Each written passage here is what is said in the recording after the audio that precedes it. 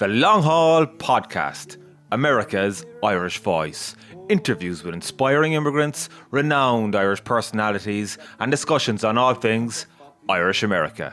Presented by Michael Dorgan. On this week's podcast, I speak to Kerry man Richie Hartnett, who's the chair of the New York Hurling Division and manager of the Waterford Club senior hurling team. Richie gives me an update on the current New York Senior and Junior Hurling Championship season, where his Waterford club side have already secured their place in the senior final, which will be played on Sunday, August 21st at Gaelic Park. Waterford will face the winners of Hoboken and reigning champions Tipperary, who meet tomorrow on Sunday, August 14th. Richie also discusses the underage structure in New York and how the county is looking to improve the game in the Big Apple. He is eager for New York to form a senior inter-county hurling team, much like the footballers, as well as a development squad to bridge the gap between minor and adult levels. All of this season's fixtures are on the New York GAA app, which also has match reports from this year's hurling championships. We also carry the reports on thelonghaulpodcast.com, and if you'd like to send in your own match reports or stories about New York GAA, please reach out to us on Facebook, Instagram or Twitter at The Long Haul Podcast. Give us a little background on yourself first, Richie. You're a Kerry man, of course, from the Ballyhaig area of Kerry. Ballyhaig, Mike, I'll correct you there. I am, yeah. Now, Kerry will be predominantly hurling. You'd have eight strong teams that have been there since as long as I can remember. And the rest of, hurling will be scattered around Kerry. But, like hurling in Kerry and, not just to get away from New York for a second, being a Kerry man, hurling in Kerry is obviously a second sport. And always has been, probably always will be. But it's nice to see in the last maybe 5 to 10 years, like Dr. Crokes are coming back again in Killarney. There's a team called Tralee Parnells are coming back. The likes of Dingle, Ratmore, they're springing up more and more. You start seeing these names in the reports. Like, so it's great. It's great to see teams like that coming back into it, but there's still this bit of disappointment there with, like the Kerry Championship finished last Sunday in the hurling. The football hasn't even started. There's a lot of hurling championships all around Ireland that haven't even started, but the Kerry hurling's finished. It was just like rushed off. Let's get it out of the way so that we can open up the venues for the football kind of thing, But I guess that's my little rant about Kerry. Yeah, but like Kerry hurling is coming on and off. Like, sure, this year was a very successful year. Unfortunately, tipped at the post in the Joe McDonagh Cup, but it's coming on and off like the last couple of years. And where you're from is a kind of a strong hurling enclave, isn't it, of Kerry? Massively. I remember I'd say I was 10 or 11 years old. I brought a football down to the sports field in Ballyhaig, and there was a man down there, Mike Burkett. He's still probably there. He used to fix hurleys and whatever, and he came out and he told us he'd burst the ball with a knife if we didn't take it out of the field. So, and that's in Kerry. So you can imagine how strong the hurling is. Like, I suppose it's a 10-mile radius in North Kerry, and you have 8 teams in the 10-mile radius. So there is, there's a lot of, fighting and banter and whatever goes on there, but. It was great to see last year a Kerry team making it to the intermediate All-Ireland finals, so, it's another step in the right direction too, so, long may that continue. And was it always hurling you played, Richie? Did you play a bit of football, or was it always hurling for you? Yeah, we always kind of had a junior, as we grew up, we kind of had a junior football team, but just play probably Division 5 or Division 6 in Kerry, but it was predominantly hurling. And tell me about your own background here. What do you do in New York, and when did you come to New York? So I came out in 2008 on a J1. To come out, it was 12-month J1. Get experience, play a bit of hurling for the summer, go back to college, and that just never happened. Ended up staying here. My partner is a Galway woman, comes from actually a strong hurling background as well. We've 2 kids now. We still live in the Woodlawn area. We've a couple of small businesses up here and stuff. So I work in construction, and Anya does a lot of office stuff, like office administration, taxes, insurances, stuff like that. So it's good, it's a nice community. We've built up a lot of relationships with a lot of businesses here, and it's good. Life is good. I can't complain right now. Did you meet out here? Did you? We did, yeah. We met on I can't tell you where we really met, but but we met on a party bus one night. But yeah, no, we're together nearly 9 years now, so going strong. Very good. And so you're involved with the Waterford club here, Richie. How did you get involved with the Waterford club, and have you always been involved with the Waterford club here? When I came out initially, I played with a team called New Jersey Kilkenny. They ended up folding, and I joined a team called Offaly. I think I joined Offaly, and I think I played 4 years with Offaly. But Offaly won 7 in a row here in the 2000s. They're a very strong team. And then they folded. It seems to be the same story repeating itself. There's a strong team for a while, and then next thing they're gone. I know structures have changed to try and change that. When I came out first, it was only 13 aside, and there were 6 sanctions and 2 weekenders. So that's 8 out of 13 players were coming from Ireland every year. You basically needed 5 players to field the team in America, in New York. Yeah. But I'd say maybe 6-7 years ago we'd a meeting, and we changed that. We brought it down to 3 sanctions, and we got rid of the weekenders, and we brought it up to 15 players. So it a lot of guys started coming out of the caves that they were in. They were hiding away. They didn't want to go over on a Sunday and end up marking Seamus Canlin. Boys were getting roasted over there, and it wasn't enjoyable anymore. So then kind of once the senior team or the senior division kind of got a structure, they set up a junior division, and that took off. And at one stage we had 9 teams.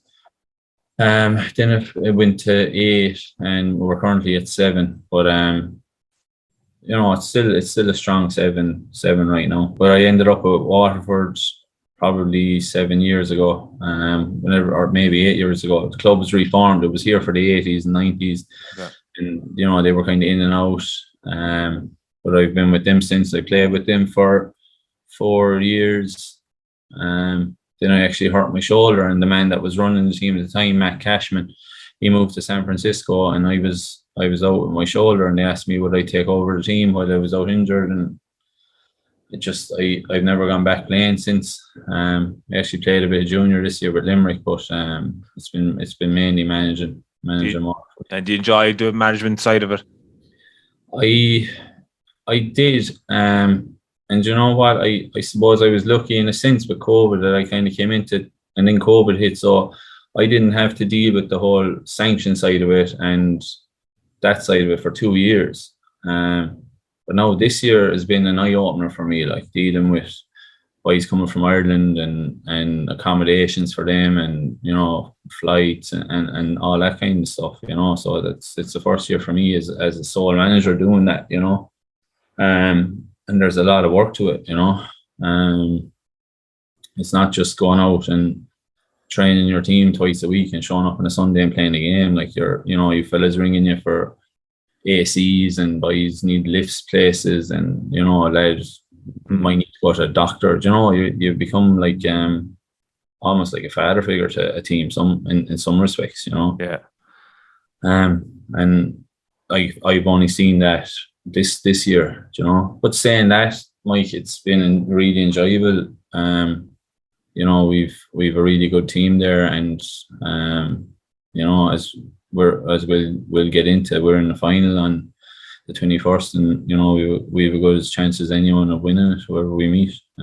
Go through the season so far. So Richie, there's 4 teams seniors, and then you finish top, so you're directly into the final. I know the semi-final is going to be this weekend. Is it, to see who plays you in the final?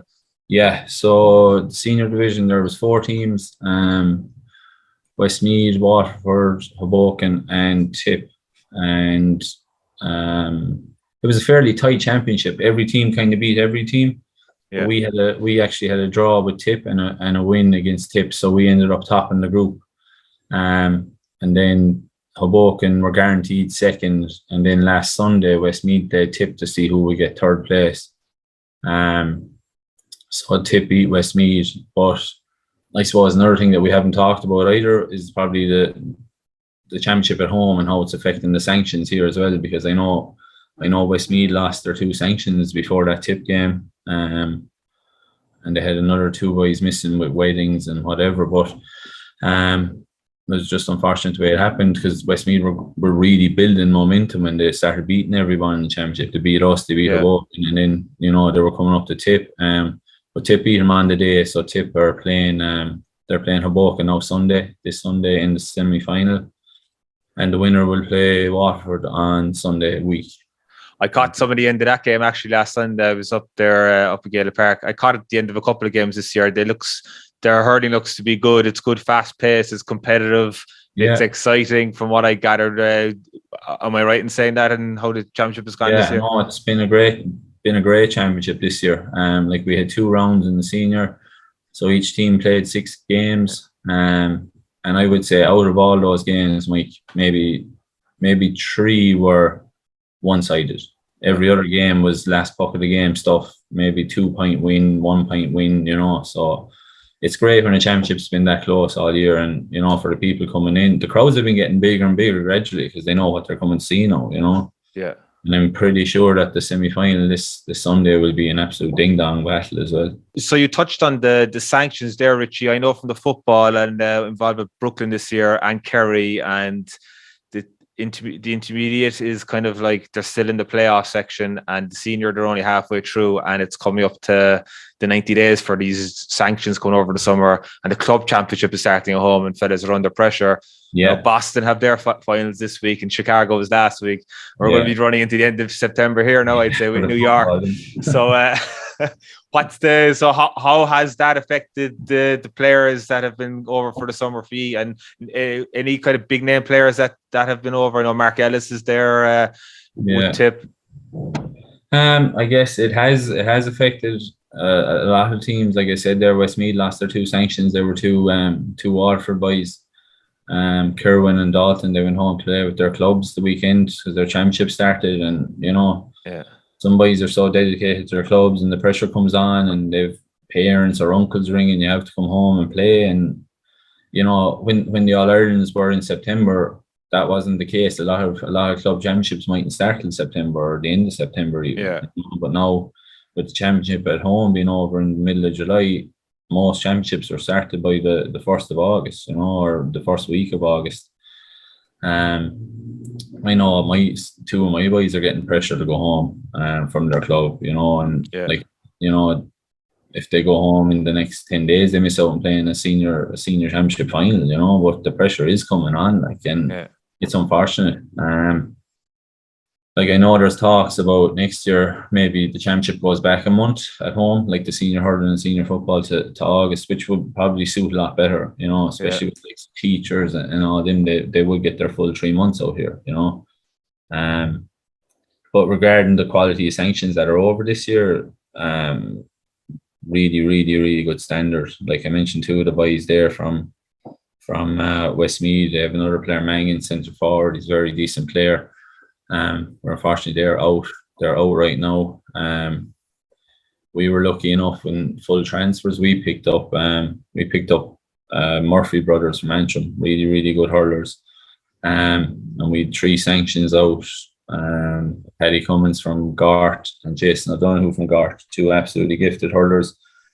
And we actually lost our 3rd sanction. He was a centre back, Sean Duffin. He went home, club pressure and whatever. So we lost him, and we won't have him for the final, unless we can get a private jet and bring him back and something, sneak him out from his house. But Tip have Mark Ellis, who's outstanding hurler at home and here. He's actually full transfer, so he's not even a sanction. They got 3 sanctions on top of that, which were 3 Antrim boys that played in that Joe McDonagh final against Kerry. 3 outstanding hurlers as well. But I think same thing with him. one of those guys got sick and he's gone home. He's gone home as well, so they're down to 2 sanctions. And then Hoboken, who were probably the strongest team coming into the championship, they lost Johnny Glynn. I heard he got like damage done to one of his eyes in the game, and he also, I believe, tore a hamstring. So like he's, an All-Ireland winner, like you're losing him, that's a massive dent to your team straight away. They have another big danger in Paul Gordon. He's been injured the last few games. I don't know if he'll be back Sunday or not.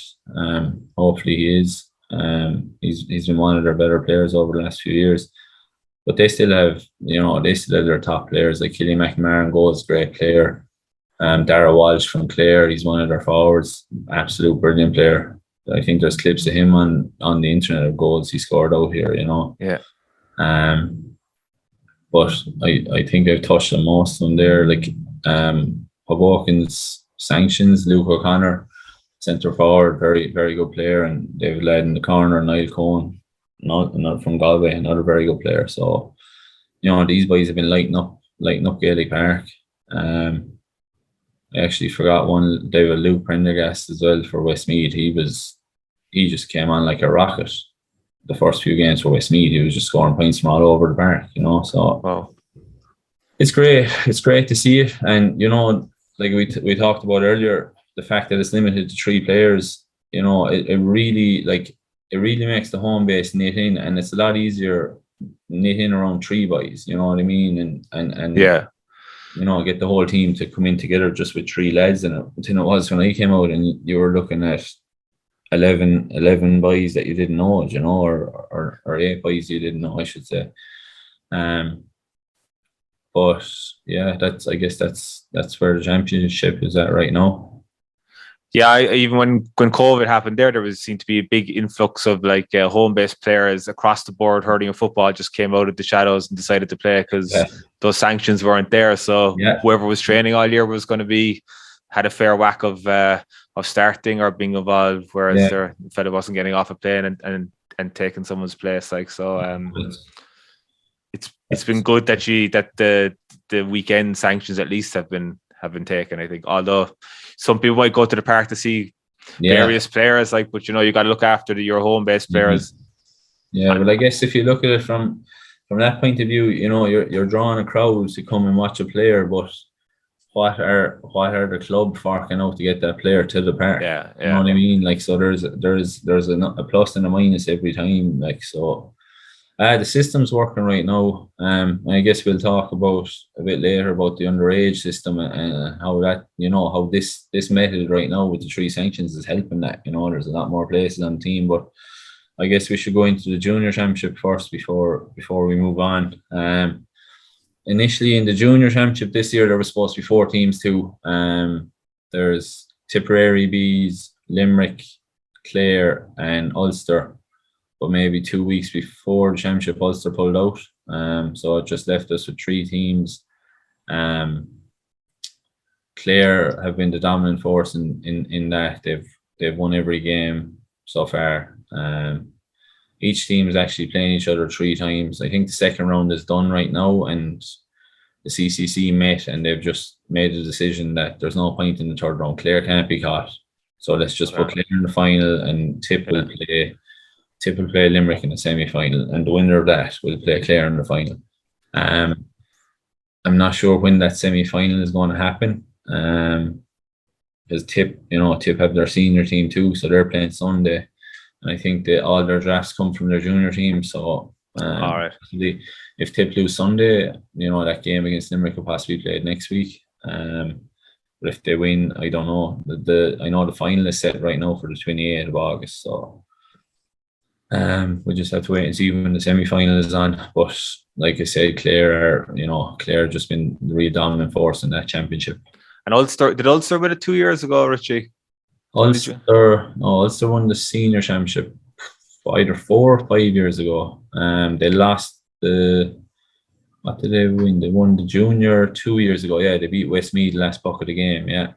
So like I mentioned earlier with Offaly, like Ulster were a dominant force too. Like Ulster were winning junior and senior, or come close to it every year. But but again, it's just another team that's folded, and unfortunately, that's the way New York kind of goes. Like, I know, and I'm not speaking highly of us and negative of anyone else, but I know with Waterford, the team was built from junior with a strong home base, and that home base that won the junior is still there with the senior team, and All right. and I suppose that whole three sanction thing helped as well, kept the home base playing. And where are your players from all over the country playing with Waterford, Richie? Yeah. Where are they all? Yeah, no, they're everywhere, Mike. There was actually messages coming into the Facebook this week. There was a picture up, and someone had commented under it saying it'd be great to get names and counties, under the picture for every player. So, someone did that, and it's up on our Facebook page. But they're from everywhere: Wexford, Westmeath, Dublin, Clare, Kerry, Galway, Antrim. It's all over, like. Whereas I know the Tipperary club would have that connection with Tipperary, wouldn't they? They'd have a lot of Tip lads. Yeah, they'd be predominantly Tip, all right. And similar to Ulster were predominantly, a lot mainly Antrim boys, and it would have been the backbone of it. But they still would have had boys from all over. Like a lot of people, I guess, sometimes people come out here and they say, "Oh, Clare are playing Tip," and it's not a county out here; it's a club. You know what I mean? It was originally set up probably by a Clare man or a Cork man or whatever, but it's a club at the end of the day. Like, so you're representing that club, even though it has a county name, and the jersey might represent the jersey from home. It's still a club out here, And you're trying to break that duopoly of the last couple of years, where Tip won it last year, and Hoboken won it. Was 3 years in a row prior to that. Yeah. So you're trying to last 4 years, yeah. So it's the first time in 4 years. Yeah, 4 years previous. The two boys have contested, or two teams have contested. So this is, hopefully we can come in and just do it in 1 year. It'd be great. But who are your kind of standout players, Richie? I know you mentioned some earlier in terms of the sanctions, but who are your? I guess our standout players over the last few years. We've a really solid centre back in Lara McDonald. He's been out for most of the year. He just came back for the last game. He was injured, and it was actually good timing because we lost that sanction who was playing centre back for us.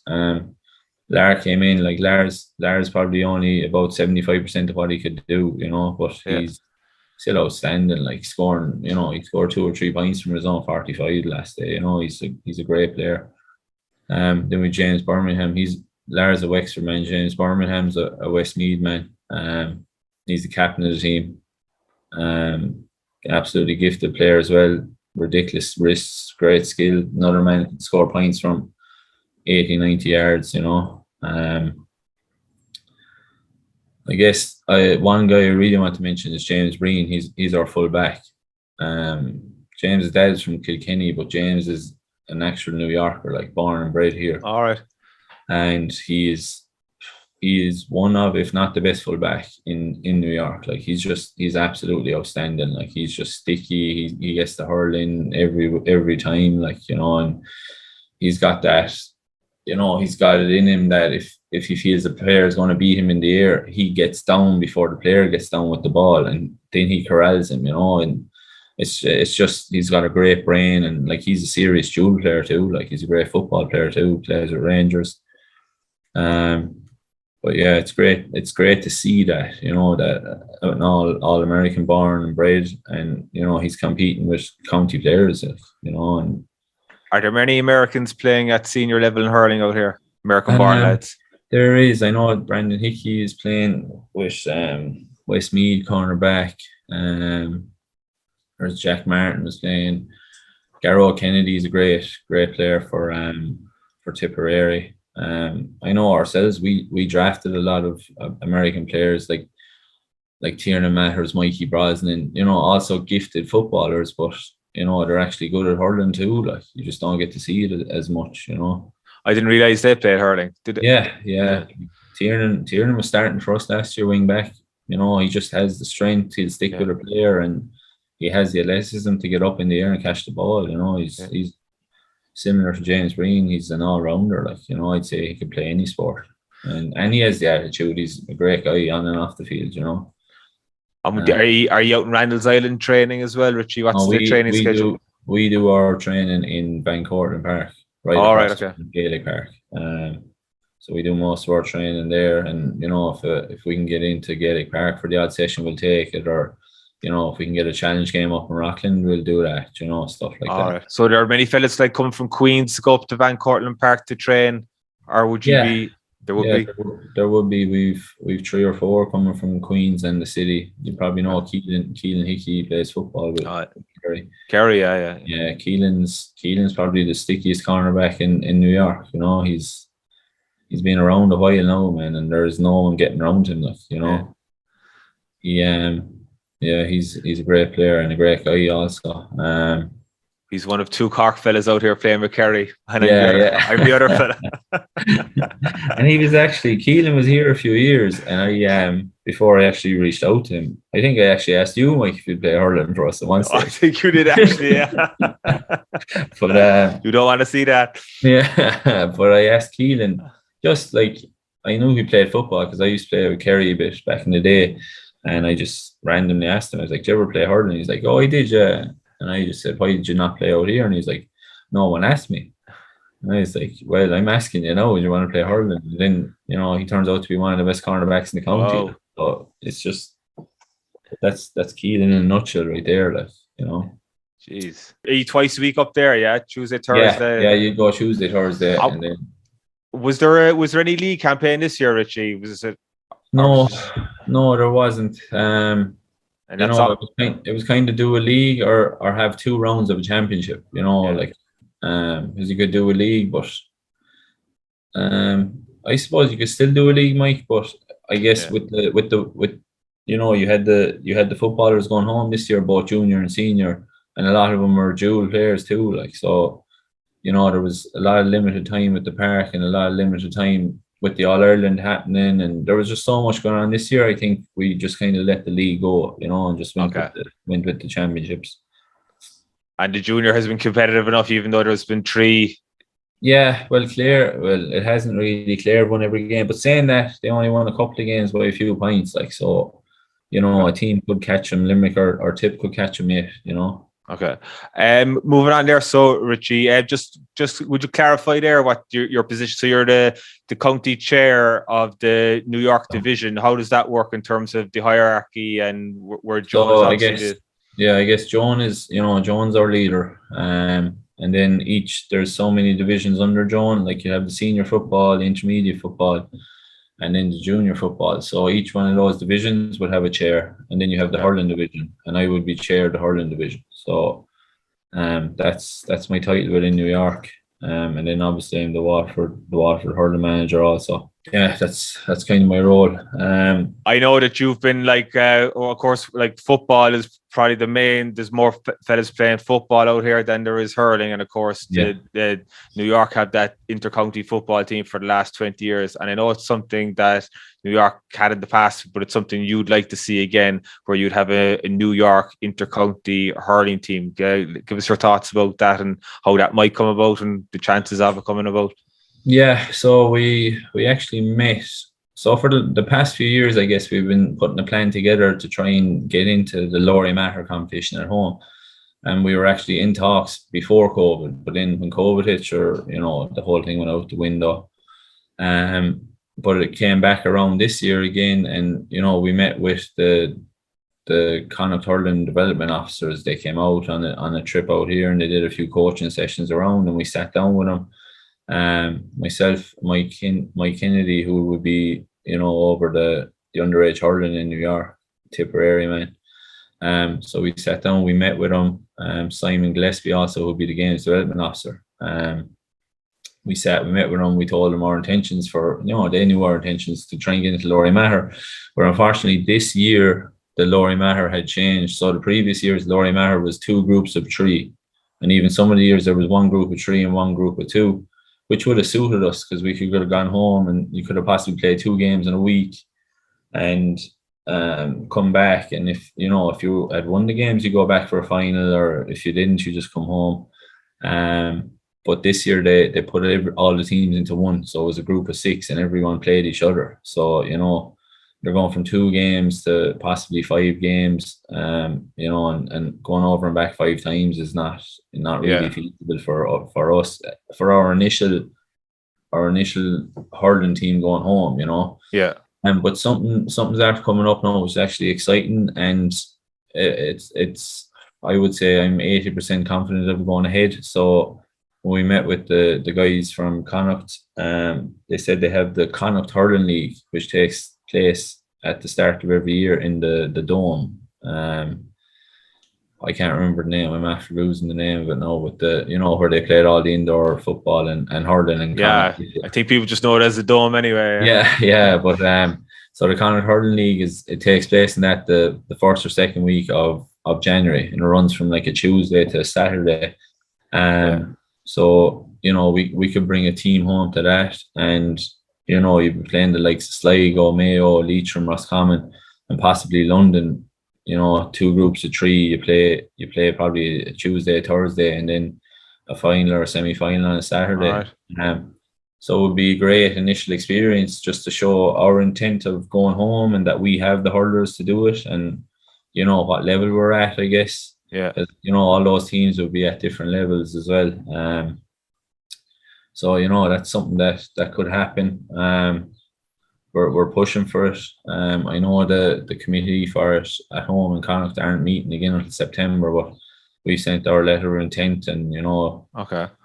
It's a 5-day trip instead of possible 2-week trip at Lorry Matter, stuff like that. We could all stay in one area. It's it's definitely feasible, and like that, if we get on well and we show our intent, maybe we do that for 2 years running, and then we approach Gaelic Park, Crow Park, and ask for could you bring the Lorry Matter back to two divisions again, so we could compete in it, instead of the 5 or 6 teams. So I guess that's our plan of action for now. Wow. But saying that, if that all goes ahead, you'll be bringing, obviously the hurling's going to end in a couple of weeks. By the end of August, you'll be looking to bring boys back in probably the end of October, start November, and get a camp going. So yeah, that's something. It's something, and we need that, Mike, as well, because you need to be able to go out and, like, obviously all the kids, like I see my young fella, he's playing under 7s with Barnabas football and Lekela hurling, and like all the young kids now, we're starting to see all these kids going home to Ireland to compete in the junior football, and obviously the senior football is the biggest thing in the park in every year. But it would be great for Ireland to see, New York have a hurling team, they're coming home, and absolutely, they're playing all these teams. Who knows, we might get challenge games in the park for kids to see as well, in hurling. So that's kind of where we're at with that. But I suppose one of the last things we have to talk about, it would be underage hurling, unless you have anything else to. No, that's what I wanted. I was going to just morph into that there. Like, how many kids are playing hurling underage here, and is it hard for American kids to pick up the sport? Yeah. Or what's the state of play here in terms of hurling?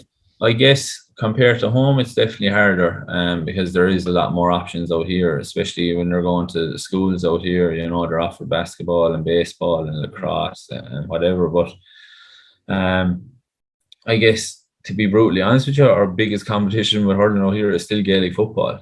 It's the same as Kerry, like I mentioned earlier. And I don't know what it is. I guess football's promoted more, or it's easier for kids to play football. You have one football, 20 lads can play. Like with hurling, you need to provide the hurleys, the helmets, the slitters. But getting away from that point of it, underage right now, we've 4 teams from under 7 to under 15. St. Pat's will be the Connecticut side, Shannon Gales and Queens, Rockland, obviously up in Rockland, and then Lekela, who would be, they're based in Yonkers, Bronx area. They'd be kind of like a brother company or sister company to the Barnabas, or sister team to Barnabas. Most of the kids that play with Lekela hurling would play Barnabas football. And then once that gets under 17, you have three teams.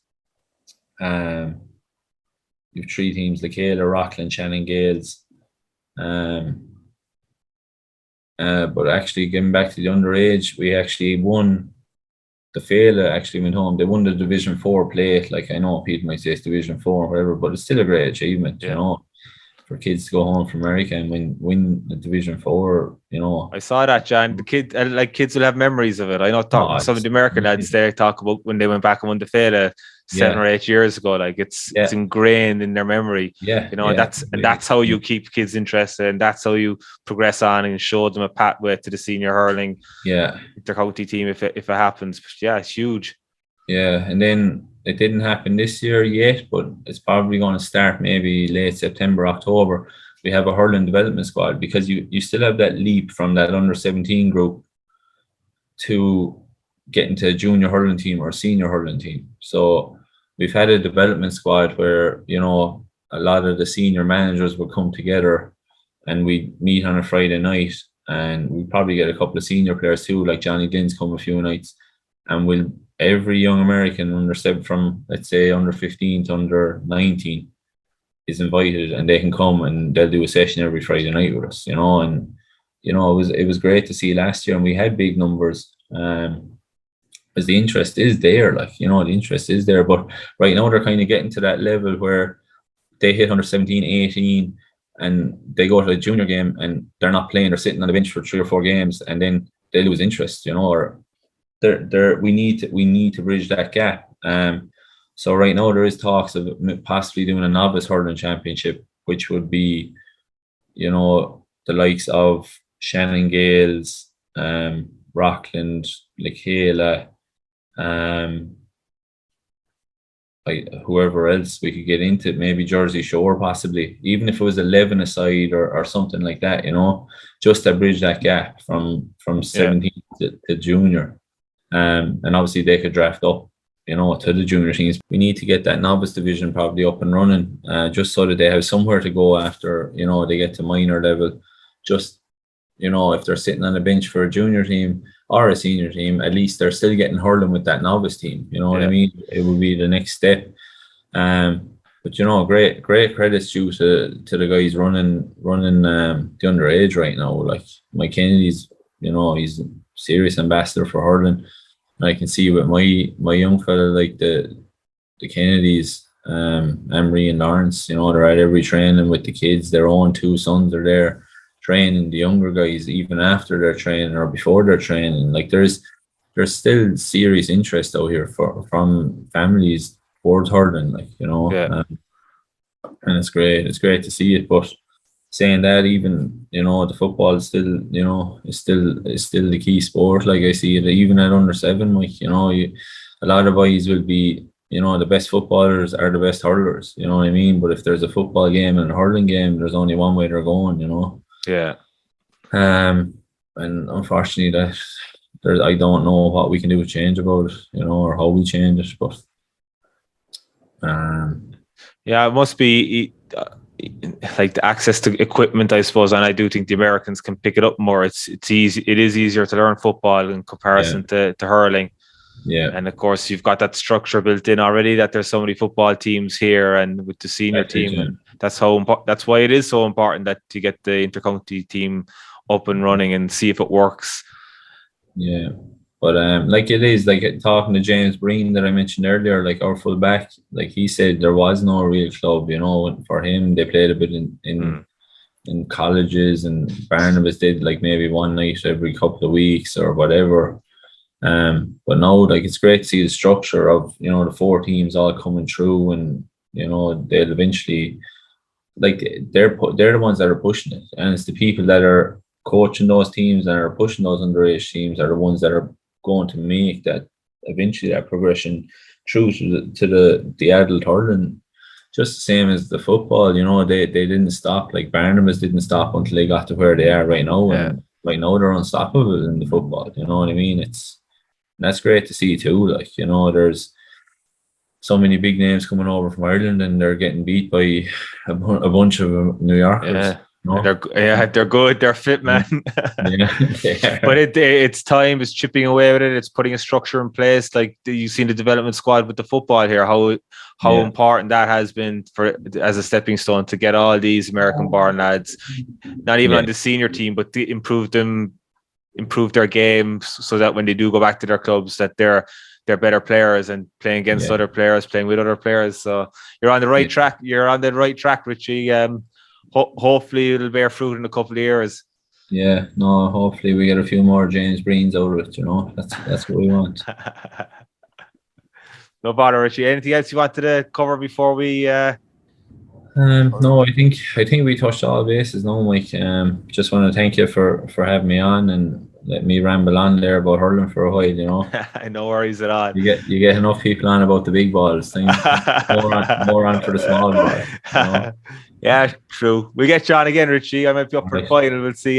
Just wanted to mention as well the new GA app, the New York app, the club's Yeah, app. That's there's been like the hurling has got most coverage this summer, Richie. There's been reports up there. I know I also posted them on the longhaulpodcast.com, but the app is given free reports there on all the hurling games this year. I know Frank yeah. Brady's at home, so there hasn't been much in terms of football. So you've been getting the match reports there. If people want to look back on them, check the team sheets, everything's up there.